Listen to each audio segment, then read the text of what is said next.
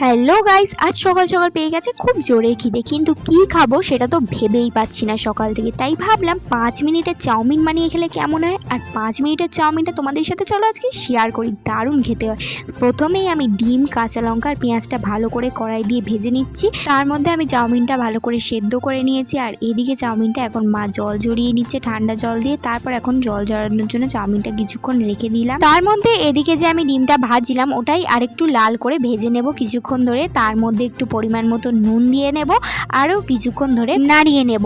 আর এদিকে আমি চাউমিনটা এখন দিয়ে দিচ্ছি এর মধ্যে। তো এই চাউমিনটা যেমন খেতে হয় টেস্টি, আর খুবই অল্প সময় এই চাউমিনটা বানানো হয়ে যায়। স্কুল কলেজের টিফিন এটা নিয়ে যাওয়ার জন্য কিন্তু খুব উপযোগী। আর বাড়িতে কেউ না থাকলে এটাও কিন্তু চটজলদি বানানোও হয়ে যেতে পারে নিজের জন্য।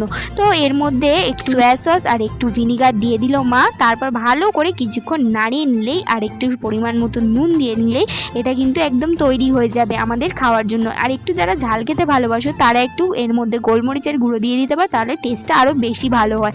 আর গোলমরিচ যে কোনো জিনিসে দিলে টেস্ট তো একটু বাড়েই। তো আমার 5 মিনিটের চাউমিন কিন্তু একদম রেডি হয়ে গেছে। আর সস আর পেঁয়াজ কুচি দিয়ে একদম রেডি করে নিয়েছি। আর খেয়ে যা দেখলাম, জাস্ট ফাটাফাটি খেতে হচ্ছে। তোমরাও ট্রাই করতে পারো। বাই।